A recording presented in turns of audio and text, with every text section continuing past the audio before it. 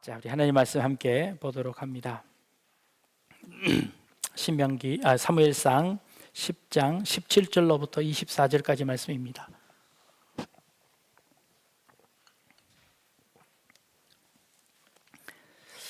사무엘상 10장 17절부터 봅니다. 사무엘이 백성을 미스바로 불러 여호와 앞에 모으고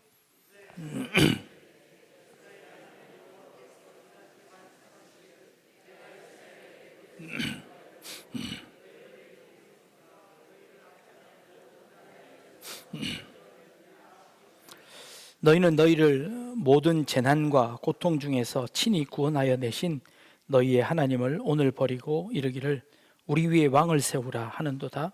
그런즉 이제 너희의 지파대로 1000명씩 여호와 앞에 나아오라 하고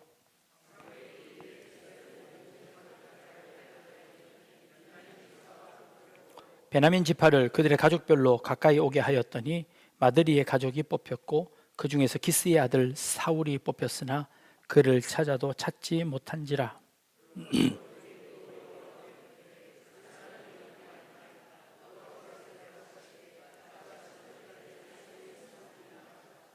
그들이 달려가서 거기서 그를 데려오매 그가 백성 중에 서니 다른 사람보다 어깨 위만큼 컸더라.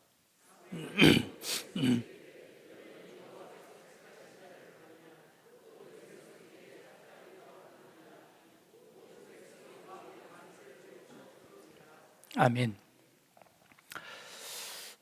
유대의 역사를 기록한 유대 고대사, 유대 전쟁사라는 책이 있습니다. 이 책을 지은 사람은 요세푸스라는 사람, 역사가인데요. 그는 기원 후 37년경에 태어나 약 100년까지 살았던 예수님보다 조금 뒷세대를 살았던 그런 역사가입니다. 근데 그가 쓴 책에 그는 물론 그리스도인은 아니었습니다. 그럼에도 불구하고 그 당시에 아주 큰 격변을 이루었던 예수님의 죽음과 부활에 관한 아주 객관적인 역사를 자신의 역사책에 기록하게 됩니다. 그 전문을 잠깐 읽어드리면 그 무렵 예수라는 지혜로운 사람이 있었다. 그가 기적을 행하고 유대인과 이방인 중 많은 사람을 가르쳤다. 그는 그리스도라고 불리웠다. 빌라도가 그를 십자가에 못 박게 했으나 그를 사랑하던 이들은 그를 버리지 않았다. 그는 사흘 만에 다시 살아났다. 그리고 지금까지도 그를 따르는 사람들의 무리가 있다. 그들은 그리스도인이라 불린다 라고 하는 그의 역사책에 예수님에 관한 아주 객관적인 역사를 기록하고 있습니다. 그뿐만 아니라 대제사장 아나누스는 야고보라 하는 사람을 사형에 처했다. 그는 예수라 하는 그리스도의 형제였다 라고 하는 기록을 남기게 됩니다. 예수가 그리스도였다라는 역사적 사실을 책에 기록했던 요세푸스입니다. 요세푸스의 일화를 조금 소개하려고 합니다. 요세푸스는 유대인의 지도자였습니다. 로마와 유대가 이스라엘이 갈등을 빚었을 때 로마의 끝까지 항거했던 사람 중에 하나입니다. 로마의 티투스 장군이 예루살렘을 쳐들어와 예루살렘을 전멸시킬 때에 이 요세푸스는 병사들과 함께 약 40명이 끝까지 항전하다가 결국 동굴에 숨게 됩니다. 그런데 그 동굴에 숨었던 그들이 발각이 되고 이제 곧 죽음을 맞이하게 될 그런 지경에 처해 있습니다. 그때 그 안에 있던 병사들이 결정을 합니다. 우리가 로마인의 손에 끌려가 죽느니 이 동굴에서 우리 스스로 죽자라고 결정을 하는 겁니다. 그런데 유대인들은 유대인의 율법에 의해서 자살을 할 수 없습니다. 자기 스스로 죽으면 천국에 가지 못한다는 신앙을 가지고 있었습니다. 그래서 자살을 할 수 없으니 서로가 서로를 죽이기로 했습니다. 그래서 한 사람을 정해서 제비를 뽑아 누가 먼저 죽을지를 결정하고 그리고 그 사람을 죽이기로 한 겁니다. 그래서 제비를 뽑아 먼저 뽑히는 사람들이 이제 먼저 죽임을 당하고 마지막 남은 사람이 이제 스스로 이제 목숨을 끊게 되는 것이죠. 아니면 두 사람이 남아서 서로 칼을 찔러서 서로 죽이면서 이제 끝나게 되는 그런 겁니다. 마지막 두 명이 남았습니다. 요세푸스와 한 병사가 남았는데 그 마지막에 이 요세푸스가 그 병사를 설득해서 동굴 밖으로 나가 로마 군인들에게 투항을 합니다. 그리고 자신의 목숨을 부지합니다. 그러면서 이 예루살렘을 쳐부쉈던 그 베스파니아누스라는 장군에게 이런 예언을 합니다. 내가 보니 당신은 앞으로 로마의 황제가 될 상입니다. 하고 이제 이렇게 예언을 해준 겁니다. 그러자 이 사람이 너무 기분이 좋아서 그 마지막 투항한 두 사람을 이 요세푸스를 데리고 포로로 데리고 가는 겁니다. 근데 마침 얼마 지나지 않아 네로 황제가 죽고 베스파니아누스가 진짜 황제가 되는 겁니다. 그래서 자기에게 그 예언을 했던 그 요세푸스에게 온갖 편의를 제공해 그가 자기 마음대로 책을 집필할 수 있도록 기회를 준 겁니다. 이게 그래서 요세푸스가 살 수 있었고 그가 이런 책을 남길 수 있게 되었습니다. 어찌 보면 그는 유대인에게 반역자입니다. 그럼에도 불구하고 그 반역자에 의해서 유대의 역사가 기록되어졌습니다. 아이러니죠. 여기서 제비 뽑을 때 그 병사들의 마음은 어땠을까요? 자신의 목숨을 놓고 제비를 뽑아 누가 먼저 죽을지를 결정하는 겁니다. 이때 제비는요, 어떤 의미일까요? 먼저 뽑으나 나중에 뽑으나 죽기는 매 한 가지입니다. 내가 이것을 뽑아도 그만이고 저것을 뽑아도 그만입니다. 그때의 제비는 그저 순서에 불과한 제비였습니다. 그런데 나중에 들리는 소문에 의하면 이 제비를 요세푸스가 속임수를 썼다라고 이야기합니다. 그래서 자기가 맨 마지막에 남도록 제비를 수정해서 그 제비를 조작해 자기가 살아남게 되었다라는 이야기도 전해집니다. 제비 뽑기가 무엇이 되든 상관없이 내 목숨을 내어놓는 도구인지 아니면 그걸 조작해서라도 내 목숨을 구원해내는 도구인지 성경의 제비 뽑기가 한 번 더 기록되어져 있습니다. 예수님께서 십자가를 지실 때 예수님의 입고 있는 모든 옷을 다 벗겨 예수님을 십자가에 못 박습니다. 예수님의 겉옷은 병사 몇이서 나누어 가졌습니다. 그런데 예수님의 속옷은 나눌 수 없어서 병사들이 제비 뽑아서 그것을 가져갔다고 성경은 기록합니다. 도대체 사형수가 입었던 속옷이 뭐가 좋길래 그것도 서로 가져가려고 제비를 뽑아서 그것을 가져가는 일을 했으며 성경은 또 왜 그것을 기록하고 있었을까요?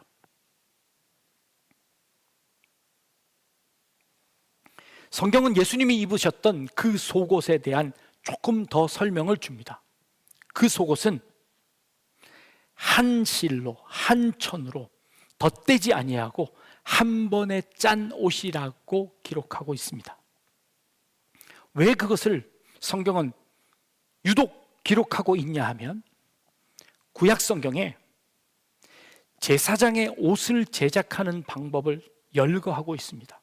굉장히 자세하게 제사장이 입는 옷에 대해서 설명을 하는데 그 제사장의 속옷을 만들 때 그 속옷은 여러 천을 곁대지 말고 한 실로 한 천으로 한 번에 짠 옷을 제사장이 입게 했습니다. 예수님이 그 옷을 입으셨던 것입니다. 제사장을 상징하는 그 옷을 로마 병사들이 그저 제비 뽑아 가져가는 도구로 제비 뽑기를 했습니다. 제비 뽑기는 여러 가지 방법으로 사용되었습니다. 자신의 목숨을 내거는 방법으로 쓰기도 했고요. 그저 사형수가 가졌던 한 속옷을 차지하는 도구로 제비 뽑기를 사용할 때도 있었습니다. 축구 경기를 하면 동전을 던지기를 합니다. 누가 공격을 먼저 할 건지, 누가 진영을 선택하는 것을 동전 던지기를 합니다. 그때 동전 던지기는요, 어느 쪽이든 상관없는 동전 던지기입니다. 그래서 그저 큰 이슈가 되지 않습니다. 이 제비뽑기를 하나님께서는 하나님의 일을 하는 사람들을 뽑을 때 이 제비뽑기라는 방법을 사용하십니다. 오늘 우리가 읽은 본문에 이스라엘의 첫 번째 왕을 뽑을 때 하나님이 제비 뽑으라고 합니다. 제비를 뽑았더니 베냐민 지파가 뽑히고요, 그 베냐민 지파 중에서도 기스의 아들 사울이 제비 뽑아서 왕을 삼게 됩니다. 도대체 하나님께서는 왜 이런 제비 뽑기를 하라고 하셨을까요? 지금 우리나라는 대통령을 뽑는 일들을 하고 있습니다. 저마다 대통령이 되기 위해서 나와서 선거를 합니다. 제비뽑기를 차용하면 어떨까요? 먼저 이제 여당 팀들을 다 모아서 제비뽑기에서 한 사람을 뽑고, 야당에서 한 사람을 뽑아서 두 사람이 나와 제비뽑기를 해서 뽑힌 사람이 대통령이 됩니다 라고 한다면 어떻게 될까요? 네. 아무도 인정 안 할 겁니다. 본인들도 인정하지 않고, 그리고 백성들도 인정하지 않을 겁니다. 심지어 투표를 통해서 뽑았음에도 불구하고 끝까지 승복하지 않는 게 우리인데, 제비뽑기를 통해서 뽑아 놓으면 이 나라가 정말 엉망이 될 겁니다. 근데 하나님은 왜 제비뽑기를 통해서 사울을 뽑게 하셨을까요? 우리는 그전 사건을 압니다. 이스라엘의 왕을 달라고 할 때 하나님께서 사무엘에게 미리 말씀하셨습니다. 사무엘아, 너가 기도하고 있을 때 내일 베냐민 지파의 한 남자가 올 텐데 그 사람이 오면 그거 내가 선택한 사람이니 너는 그 사람에게 기름을 부어 이스라엘의 왕을 삼아라 라고 하나님께서 미리 명령하셨습니다. 그래서 사울이 왔을 때 그 사울에게 이미 기름을 붓고 너는 이제 앞으로 이스라엘의 왕이다 하고 다 처리했습니다. 그런데 하나님께서 또 뽑기를 하라는 겁니다. 도대체 하나님은 왜 그러시는 걸까요? 하나님은 구약시대에 이스라엘 백성들에게 많은 뽑기를 하신 적이 있습니다. 하나님의 제사장을 선택할 때 뽑기를 했습니다. 이스라엘 백성들이 가나안 땅에 들어갔을 때 그 가나안 땅을 차지할 때 뽑기를 통해서 가나안 땅을 자신들의 영토를 선택하게 하셨습니다. 그 뽑기와 지금의 뽑기는 어떤 의미가 있을까요? 미국 라스베가스에 가시면 모든 호텔들 1층에는 카지노가 있습니다.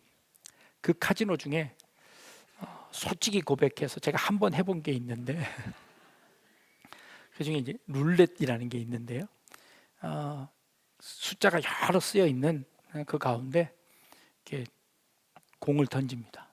근데 빨간색이 있고 까만색이, 하얀색이 있는데 이게 홀수 짝수를 의미합니다. 홀수에 걸 건가 짝수에 걸 건가. 걸면 자기가 건 거에 배를 줍니다. 확률은 50%입니다. 제사장이 하나님의 뜻을 물을 때에 제사장이 입고 있던 옷에 우림과 둠림을 넣습니다. 정확하게 알 수 없지만 크기가 같은, 모양이 같은 두 개의 돌이 있는데 색깔이 다르답니다. 하나님의 뜻을 물을 때 하나님, 이것이 옳습니까? 이것이 옳습니까? 그 돌을 넣었을 때 제사장이 기도하고 그 돌 중에 하나를 뽑아 마치 동전을 던져 결정하는 것처럼, 홀수 짝수를 결정하는 것처럼 그렇게 하나님의 뜻을 물어보게 되어 있습니다. 자, 그러면 제사장의 우림과 둠림과 라스베가스에 있는 이 주사위와는 어떤 상관관계가 있을까요? 여러분들의 인생에서 하나님, 이쪽으로 가야 할까요? 이쪽으로 가야 할까요? 알지 못할 때 침을 뱉어 탁 튀겨서 튀기는 쪽으로 가실랍니까? 아니면 동전을 던져 앞, 뒤를 결정해 놓고 그것으로 가는 것이 하나님의 뜻일까요? 하나님에게 묻던 이 방법과 도박에 쓰여지는 이 방법은 같지만 그러나 그 내용은 완전히 다른 내용입니다. 무엇이 다른고 하니?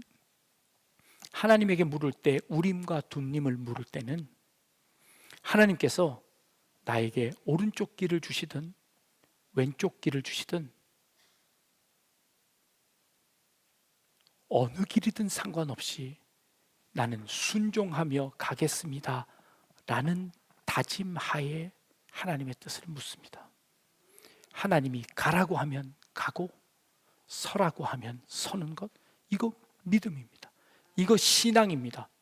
그럴 수 있었던 것은 왜 그러냐 하면 이 길로 가도 하나님께서 나에게 가장 좋은 것을 주실 거라는 것을 믿고, 이쪽 길로 가더라도 하나님께서 나에게 가장 좋은 길을 주실 거라는 믿음이 있기에 어느 쪽을 선택하든 저는 순종하며 가겠습니다. 마치 그 동굴 안에서 내가 몇 번을 뽑든 하나님이 내게 원하시는 그것이 죽음이라면 나는 그 길을 가겠습니다 라고 다짐하며 무엇을 뽑든 순종하며 가겠다는 그런 믿음의 고백이 있는 제비뽑기입니다. 그러나 도박하는 제비뽑기는 그것을 통해서 나의 유익을 얻겠다는 제비뽑기입니다.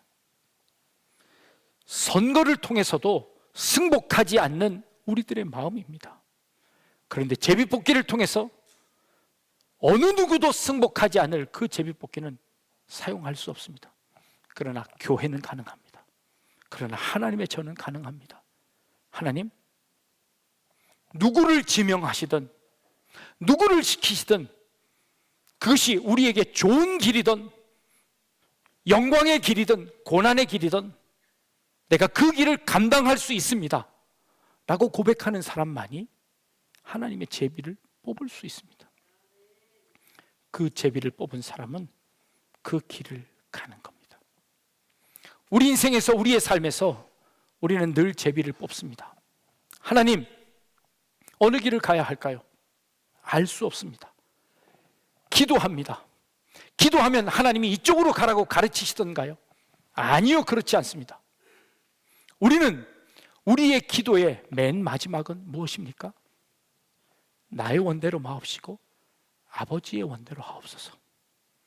주님이 내게 명령하시는 길이라면 나는 그 길을 아멘하고 순종하겠습니다 라고 가는 것, 이것이야말로 하나님의 제비 뽑기의 방법입니다.